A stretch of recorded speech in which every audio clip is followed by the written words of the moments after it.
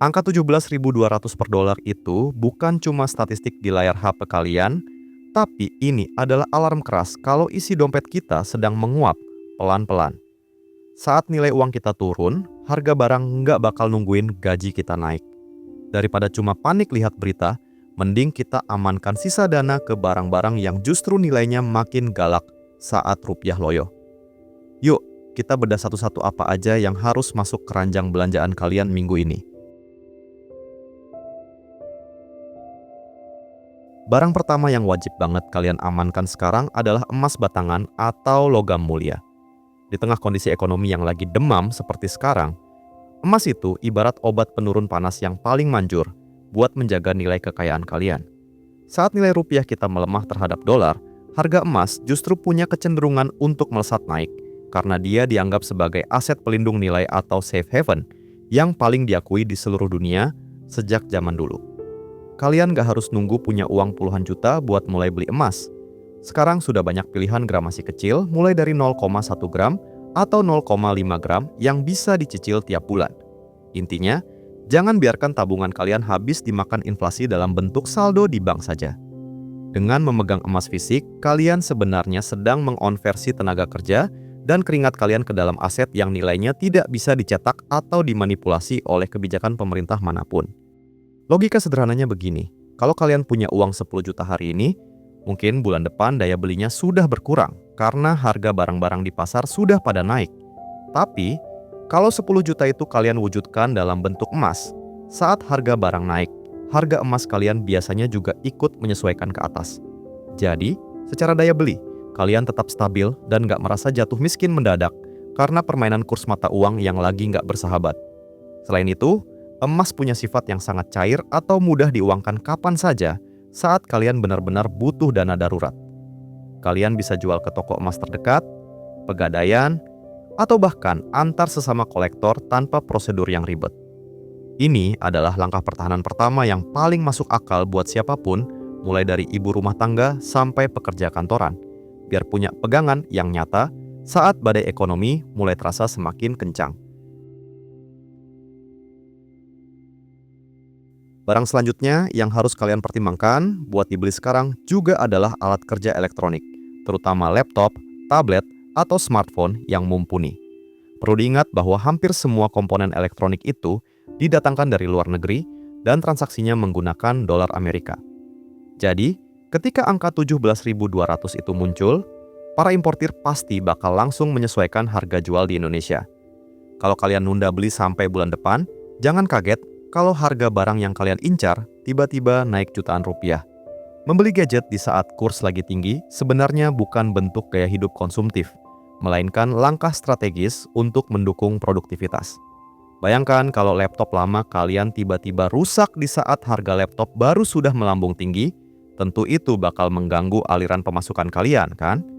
Jadi, mending amankan alat tempur digital kalian sekarang. Selagi stok lama dengan harga lama mungkin masih tersisa di beberapa toko retail atau distributor resmi. Langkah ini sebenarnya bukan soal memanjakan diri dengan teknologi terbaru, tapi lebih ke arah efisiensi biaya di masa depan. Coba kalian bayangkan, jika laptop yang kalian gunakan untuk bekerja setiap hari tiba-tiba melambat atau rusak di tengah kondisi ekonomi yang sedang tidak menentu, biaya servis dan penggantian spare part pun pasti akan ikut meroket. Dengan memperbarui alat kerja sekarang, kalian sedang mengunci biaya modal usaha agar tidak membengkak di kemudian hari saat harga barang impor sudah tidak masuk akal lagi. Produktivitas adalah kunci untuk tetap bertahan saat daya beli masyarakat menurun. Memiliki perangkat yang cepat dan bisa diandalkan akan membantu kalian menyelesaikan pekerjaan lebih singkat, yang artinya kalian punya lebih banyak waktu untuk mencari peluang pemasukan tambahan. Jadi, anggaplah pembelian ini sebagai investasi alat tempur yang akan membantu kalian tetap kompetitif dan produktif. Bahkan ketika situasi di luar sana sedang penuh dengan ketidakpastian finansial. Barang ketiga yang mungkin terdengar sederhana tapi dampaknya sangat nyata bagi isi dompet adalah stok bahan pangan pokok yang tahan lama. Kita harus sadar bahwa banyak kebutuhan dapur kita, mulai dari minyak goreng, gandum, kedelai, hingga bahan makanan kaleng, sangat bergantung pada rantai pasok global yang harganya dipengaruhi kurs dolar. Saat rupiah melemah, biaya logistik dan harga bahan baku impor ini akan merangkak naik, dan biasanya retail akan segera menyesuaikan harga di rak supermarket dalam waktu singkat. Melakukan stockpile atau menimbun sedikit persediaan untuk kebutuhan beberapa bulan ke depan adalah strategi cerdas untuk melindungi arus kas rumah tangga. Kalian tidak perlu membeli satu gudang, cukup fokus pada barang-barang yang masa kedaluarsanya lama dan frekuensi pemakaiannya tinggi. Dengan memiliki cadangan pangan yang dibeli di harga sekarang, kalian sebenarnya sedang menghemat sekian persen pengeluaran bulanan yang bisa dialokasikan untuk kebutuhan mendesak lainnya jika inflasi benar-benar melonjak nanti. Strategi ini sering disebut sebagai cara paling nyata bagi kita untuk melawan inflasi dari dapur sendiri. Coba perhatikan pelan-pelan, harga barang di pasar cenderung naik perlahan tapi pasti, dan jarang sekali bisa turun lagi ke harga semula. Dengan mencicil stok seperti beras, mie instan, susu bubuk, atau bumbu dapur kemasan, kalian memberikan rasa aman bagi keluarga. Setidaknya, urusan perut sudah terjamin dan tidak terganggu oleh fluktuasi harga harian yang seringkali bikin pusing kepala. Selain menghemat uang, memiliki stok di rumah juga menghemat waktu dan tenaga kalian. Kalian tidak perlu bolak-balik ke pasar atau supermarket hanya untuk mendapati harga barang sudah naik lagi di keesokan harinya. Ini adalah bentuk persiapan mental yang baik. Ketika orang lain mulai panik dengan harga sembako yang melambung, kalian bisa tetap tenang karena sudah melakukan persiapan lebih awal dengan perhitungan yang matang. Kalau kalian punya motor atau mobil untuk mobilitas harian, sekarang adalah waktu yang tepat untuk mengecek jadwal servis besar. Ingat, mayoritas suku cadang kendaraan, mulai dari ban, oli mesin, hingga komponen kecil di dalam transmisi, itu diproduksi di luar negeri atau menggunakan bahan baku impor. Ketika nilai tukar dolar menyentuh angka 17.200, para distributor nggak akan mikir dua kali buat menaikkan harga jual ke bengkel-bengkel langganan kalian. Jangan tunggu sampai kendaraan kalian mogok di jalan baru, sibuk mencari suku cadang. Membeli ban baru, kampas rem, atau sekadar stok oli untuk 2 kali penggantian ke depan adalah langkah penghematan yang nyata. Dengan mengamankan komponen penting ini sekarang, kalian terhindar dari risiko kenaikan harga yang bisa terjadi sewaktu-waktu, sekaligus memastikan aset transportasi kalian tetap prima untuk mencari nafkah di masa sulit. Seringkali kita menunda servis karena merasa kendaraan masih baik-baik saja, padahal membiarkan komponen yang sudah aus justru bisa merusak bagian lainnya yang lebih mahal. Bayangkan kalau kalian harus mengganti mesin secara keseluruhan di saat harga suku cadang sudah melambung tinggi karena kurs yang tidak stabil. Biaya yang harus kalian keluarkan bisa membengkak 2 hingga 3 kali lipat dibandingkan jika kalian memperbaikinya saat ini. Jadi, anggaplah belanja suku cadang sekarang sebagai asuransi untuk kelancaran mobilitas kalian. Kendaraan yang sehat berarti operasional harian tetap lancar tanpa gangguan biaya perbaikan yang tak terduga. Ini bukan cuma soal menjaga mesin, tapi soal menjaga agar pengeluaran mendadak tidak merusak rencana keuangan keluarga yang sudah disusun dengan rapi. Buat teman-teman yang bergerak di industri kreatif, freelancer, atau pemilik bisnis online, coba cek kembali tagihan langganan software kalian. Banyak layanan seperti Adobe, Canva, Zoom, hingga hosting website yang menagih dalam kurs dolar atau mengikuti harga pasar internasional. Saat rupiah loyo, biaya operasional digital kalian otomatis akan ikut membengkak. Langkah terbaik adalah dengan mengubah sistem pembayaran dari bulanan menjadi tahunan sekarang juga. Dengan membayar penuh untuk 1 tahun ke depan, kalian sebenarnya sedang mengunci harga di tarif saat ini dan menghindari fluktuasi kurs yang bisa semakin liar di bulan-bulan mendatang. Ini adalah cara cerdas untuk menjaga profit margin bisnis kalian tetap aman. Daripada saldo kartu kredit, kalian terus tergerus karena selisih kurs tiap bulan. Lebih baik selesaikan pembayarannya sekarang agar kalian bisa fokus bekerja tanpa pusing memikirkan biaya langganan yang terus naik. Mengunci harga langganan di tarif sekarang bukan cuma soal angka, tapi soal ketenangan pikiran dalam jangka panjang. Bayangkan jika kalian adalah seorang content creator atau pemilik toko online yang sangat bergantung pada alat digital. Kenaikan biaya langganan yang terus-menerus bisa memakan jatah keuntungan kalian secara perlahan. Dengan membayar di muka, kalian tidak perlu lagi merasa cemas setiap kali melihat notifikasi tagihan kartu kredit di bulan depan yang mungkin sudah melonjak karena selisih kurs. Selain itu, banyak penyedia layanan digital sering memberikan diskon besar untuk pembayaran tahunan dibandingkan bulanan. Jadi, kalian sebenarnya sedang melakukan penghematan ganda.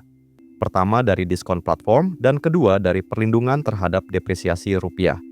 Ini adalah langkah taktis agar arus kas atau cash flow pribadi tetap stabil, sehingga kalian bisa lebih fokus mengalokasikan energi untuk mengembangkan ide-ide kreatif tanpa terganggu urusan biaya operasional. Mungkin terdengar tidak terlalu mendesak, tapi produk perawatan diri dan kebutuhan kebersihan rumah tangga adalah barang yang pasti kalian gunakan setiap hari. Produk seperti sabun, deterjen, pasta gigi, hingga skincare favorit kalian sebenarnya sangat rentan terhadap kenaikan harga karena bahan baku kimia atau kemasannya seringkali harus diimpor. Jika kalian perhatikan, banyak produsen yang mulai melakukan shrinkflation, yaitu mengecilkan ukuran kemasan tapi harganya tetap sama atau justru naik perlahan. Membeli paket hemat atau ukuran refill yang besar sekarang adalah strategi belanja pintar yang sangat masuk akal. Kalian tidak sedang menimbun tanpa alasan, tapi kalian sedang melakukan hedging atau lindung nilai untuk kebutuhan rumah tangga. Dengan memiliki stok yang cukup untuk 3-6 bulan ke depan, kalian terhindar dari lonjakan harga retail di supermarket yang biasanya bereaksi sangat cepat terhadap melemahnya nilai tukar mata uang kita. Coba kalian hitung kembali berapa total pengeluaran bulanan hanya untuk kebutuhan mandi dan cuci baju. Jika harganya naik 10 hingga 15% saja, angkanya pasti akan terasa signifikan. Dengan membeli stok cadangan sekarang, kalian sebenarnya sedang menghemat uang di masa depan yang bisa kalian simpan untuk keperluan lain yang lebih darurat. Ini adalah bentuk kendali kecil yang bisa kita lakukan di tengah situasi ekonomi makro yang sedang berada di luar kendali kita. Selain penghematan biaya, memiliki stok barang habis pakai di rumah juga memberikan rasa nyaman secara psikologis.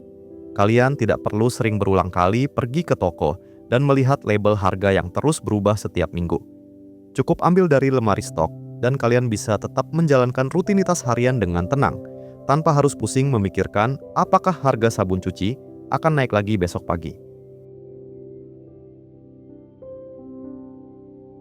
Kesehatan adalah aset yang paling mahal, tapi sayangnya, industri farmasi kita masih sangat bergantung pada bahan baku yang harus didatangkan dari luar negeri. Bagi kalian yang memiliki kondisi kesehatan tertentu atau rutin mengonsumsi vitamin dan suplemen untuk menjaga daya tahan tubuh, sekarang adalah saat yang tepat untuk mengecek kotak obat. Ketika rupiah menyentuh angka 17.200, kenaikan harga obat-obatan di apotek biasanya hanya tinggal menunggu waktu saja sebelum benar-benar terjadi secara merata. Mempunyai stok cadangan untuk 1 atau 2 bulan ke depan bukan berarti kalian harus panik, melainkan langkah antisipasi agar perawatan medis tidak terputus karena masalah biaya. Pastikan kalian memeriksa tanggal kedaluarsa dengan teliti dan simpan di tempat yang sejuk. Dengan mengamankan kebutuhan medis di harga sekarang, kalian memberikan perlindungan ekstra bagi keluarga tanpa harus terbebani oleh fluktuasi harga bahan baku kimia yang semakin mahal di pasar internasional. Punya persediaan obat-obatan di rumah sebenarnya bukan hanya soal menghemat uang, tetapi juga soal ketenangan pikiran. Bayangkan di saat situasi ekonomi sedang sulit, kalian atau anggota keluarga jatuh sakit dan mendapati harga obat yang dibutuhkan sudah melonjak tinggi atau bahkan sulit dicari karena gangguan distribusi. Memiliki stok mandiri membantu kalian melewati masa-masa ketidakpastian tersebut dengan jauh lebih tenang, tanpa harus pusing memikirkan pengeluaran tak terduga yang membengkak. Langkah kecil ini adalah bagian dari manajemen risiko rumah tangga yang sangat penting. Kita tidak pernah tahu kapan tubuh akan merasa lelah atau jatuh sakit, namun kita bisa memastikan bahwa bantuan pertama sudah tersedia di lemari obat dengan harga yang masih masuk akal. Ini adalah investasi sederhana namun krusial demi memastikan stabilitas fisik dan mental seluruh penghuni rumah di tengah badai ekonomi yang sedang melanda. Siapa bilang hobi cuma buang-buang uang? Dalam situasi ekonomi seperti sekarang, hobi justru bisa jadi penyelamat finansial kalau kalian tahu barang mana yang harus dikoleksi. Barang-barang hobi seperti kamera profesional, lensa berkualitas tinggi, alat musik bermerek, hingga konsol game biasanya punya harga pasar yang sangat stabil karena mengikuti standar kurs global. Jika rupiah terus merosot, harga unit baru dari barang-barang ini akan naik drastis, yang otomatis akan mengerek harga barang bekasnya di pasaran. Kalau kalian memang berencana untuk upgrade alat hobi atau membeli perlengkapan baru untuk mendukung hobi kalian, lakukanlah sekarang sebelum label harga di toko berubah total. Barang-barang kategori ini seringkali memiliki nilai jual kembali yang cukup oke dan sangat cair untuk dijadikan dana segar jika suatu saat kalian berada dalam kondisi mendesak. Jadi, membeli peralatan hobi yang tepat sebenarnya adalah cara menyenangkan untuk menyimpan uang kalian ke dalam bentuk aset fisik yang tidak gampang terdepresiasi. Penting untuk diingat bahwa tidak semua barang hobi punya nilai yang sama, jadi kalian harus jeli memilih merek atau tipe yang punya komunitas kuat. Barang-barang hobi yang berkualitas biasanya punya depresiasi harga yang sangat lambat, bahkan ada yang justru menjadi barang koleksi yang harganya terus merangkak naik seiring kelangkaannya. Jadi, kalau kalian membeli kamera atau gitar bermerek sekarang, kalian sebenarnya sedang mengonversi rupiah yang nilainya turun ke dalam aset yang daya belinya jauh lebih tahan banting terhadap inflasi. Banyak orang tidak sadar bahwa di masa krisis, pasar barang bekas atau pre-loved untuk barang hobi premium tetap hidup dan aktif. Memiliki aset fisik seperti ini memberikan kalian fleksibilitas finansial yang tidak dimiliki oleh uang tunai di bank. Jika situasi ekonomi memburuk dan kalian butuh uang tunai cepat, barang-barang ini bisa menjadi cadangan aset yang mudah dijual karena peminatnya selalu ada, terutama bagi mereka yang mencari barang berkualitas dengan harga yang masih masuk akal dibanding harga baru di toko. Investasi terbaik saat ekonomi sedang lesu adalah investasi leher ke atas, alias pendidikan dan keahlian baru. Jika kalian selama ini mengincar buku-buku fisik impor, jurnal internasional, atau sertifikasi dari lembaga luar negeri, sekarang adalah saat terakhir untuk membelinya sebelum harga pendaftarannya melambung tinggi. Hampir semua kursus internasional dipatok dalam kurs dolar, yang artinya biaya untuk belajar keahlian baru akan semakin mahal bagi kita yang berpenghasilan dalam rupiah. Membayar kursus atau membeli buku referensi sekarang adalah cara paling cerdas untuk meningkatkan nilai tawar kalian di pasar kerja atau bisnis.